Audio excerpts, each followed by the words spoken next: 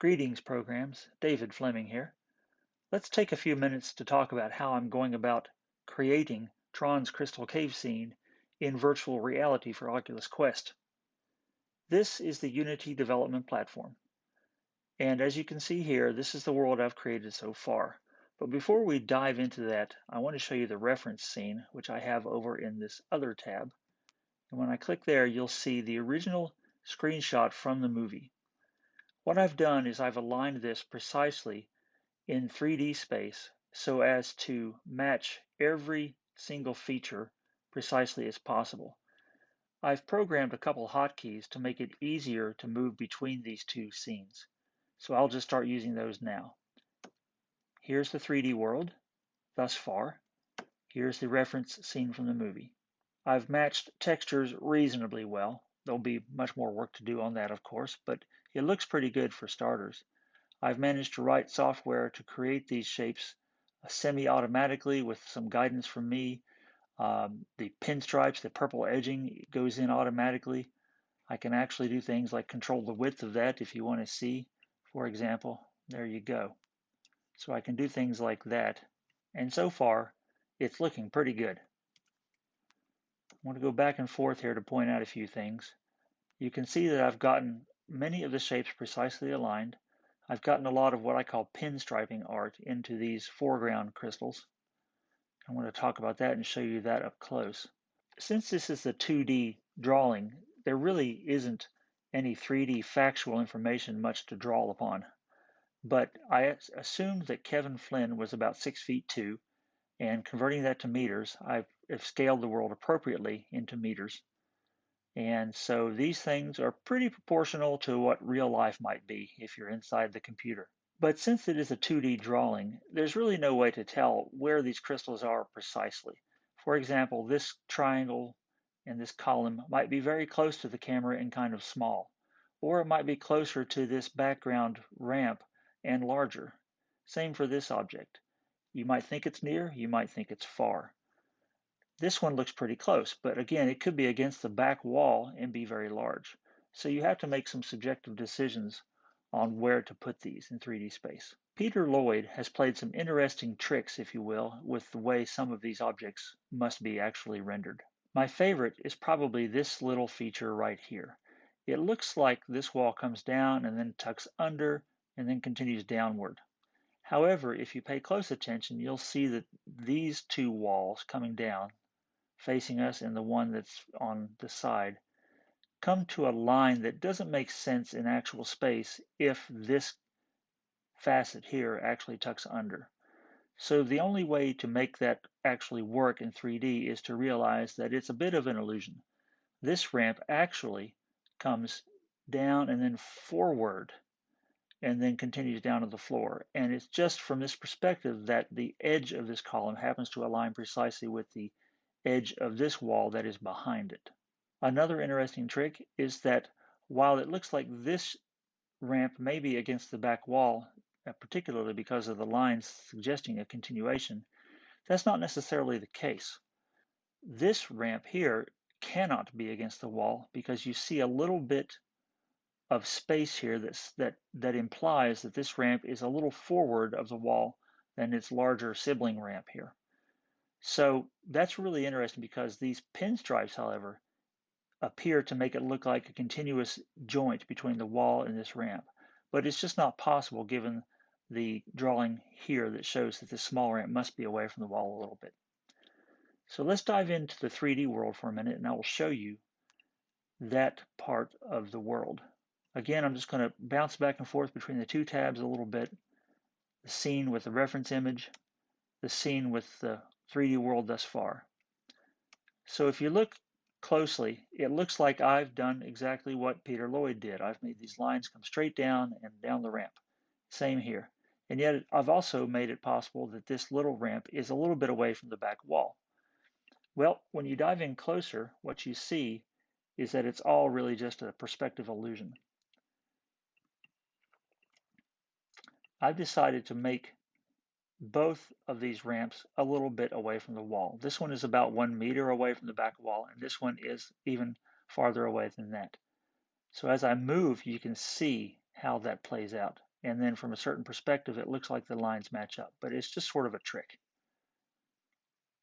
Also, for the ramp, or this little wall that comes down here and appears to go under, when we zoom in on this, you'll see that it doesn't go under, it actually comes out. Do you see that? So it's actually another perspective illusion that makes all of that possible. The next thing I'd like to talk about is the pinstriping artwork, which I've recreated from the original backdrop. Here is a green line, another green line, another green line, and a purple line, and all these squiggly lines here. So I'm going to go back and forth between the two worlds to show you. Here's the original. Here's my recreation so far. I'm going to go back and forth a few times. These squiggly lines here, mine, original. Same here for these diagonal lines, which come across this top and then continue down the front, as well as for these circuit lines on the side. Over here, more of the same. You might interpret these one of two ways. You may think that this green squarish line is on the back face of this and goes down and then over, and the same for the purple lines. I've chosen to interpret that each time I see a line come to an edge, that it's on that edge of that facet. So that means that this is on the top, and then this goes down the side. Same for the purple lines. They come down the top and they go down the side. Now this series of green lines here appears to be on the back face. So let's take a look at my rendering and compare it to the original again. For the time being, my crystals are a little more transparent, so you can actually see the purple lines of this back column through the crystal, which you cannot see in the original, but that's kind of interesting. So I'm going to zoom in and show you, when I turn this, you'll see how some of this stuff actually is shaped and what faces it's drawn on.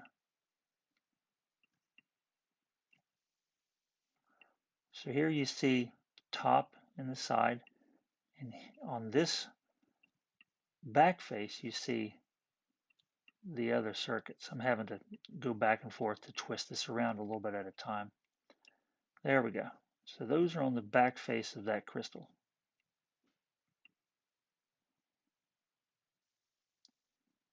I'm going to recenter this. Let's look at the original again. So the original image actually cuts off here at the bottom, and there's no further artwork below there. So the fun part for me is I get to interpret what would be continuing on in the 3D world.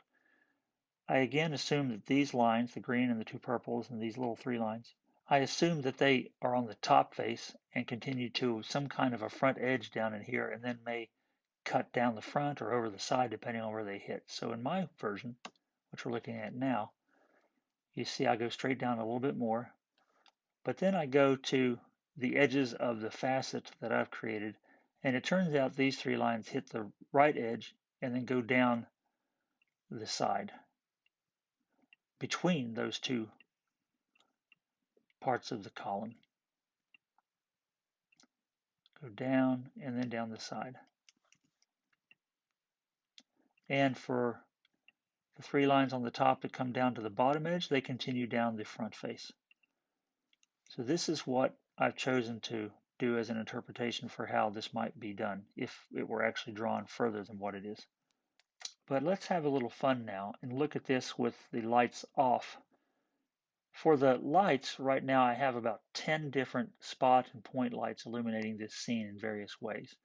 I'm attempting to recreate the shading of the original, and there's admittedly a lot of fine-tuning to do with that. It's going to take a lot of light sources to figure out how to get it matched right. But for now, it's not so bad, and it's fun to play with because I can actually turn the lights out. So I'm going to go into play mode, which lets me steer around here like a 3D world on a PC. And I'm going to jump to this location and stretch the screen down. There we go. I'm also going to turn gravity off so I can just sort of go straight across. Let's go closer to these crystal columns to have a look.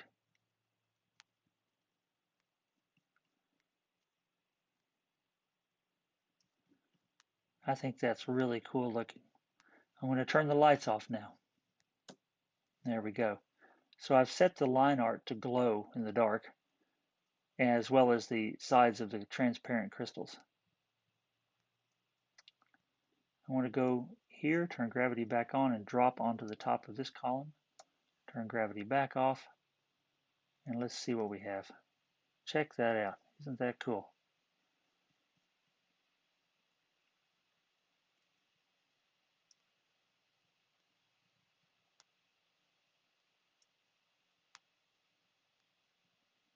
Okay, let's move to a couple other pre-programmed locations here.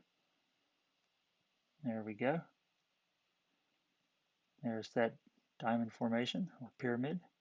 You can see the other one. Oh, I'm going to try to go back up there. I'll have to teleport back. Here we go. And this is the hallway in which the characters enter from the movie. Let's fly over there.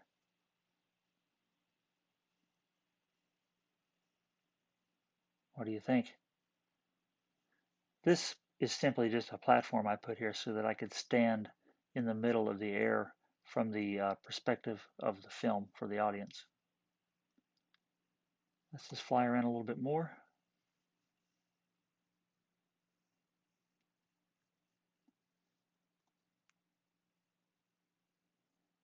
So it's a lot of fun playing with the lights off. I'll turn the lights back on now. Okay, let's walk around a little bit. There we are. I really like the way this formation looks when you're up close with all the pinstriping colors. It's really cool. I'm going to step out of the game for a minute and show you another thing that was fun to interpret. I'm going to resize this so that the whole screenshot fits in. Okay, there we go.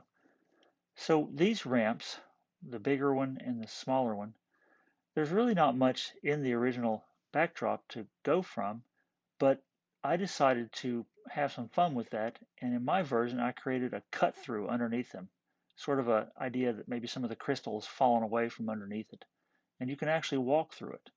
So I'll show you. There it is. There's the passageway, which I created to walk through that area. Let's go back into the game again and do that.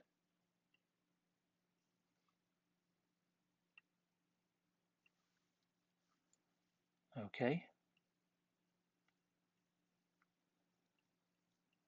There we are. I'm going to drop off the side here. There we are. And since I made these ramps a little bit away from the wall, the back wall, we can actually walk through here.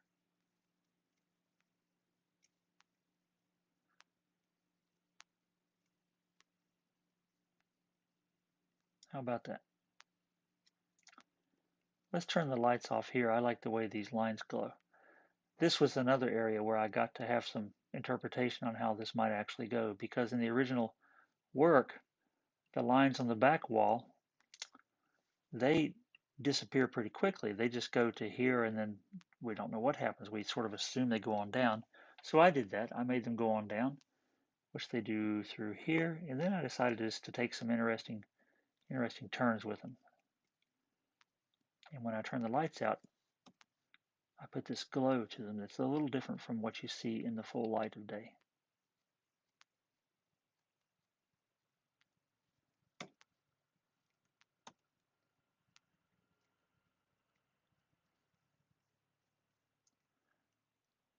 I should mention that you see the 2D backdrop from the film in the air back here.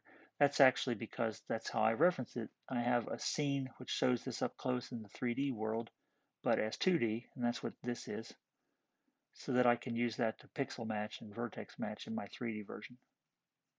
And that's about it for now. I hope you enjoyed this little walkthrough. Lots more work to do. Having a blast doing it. End of line.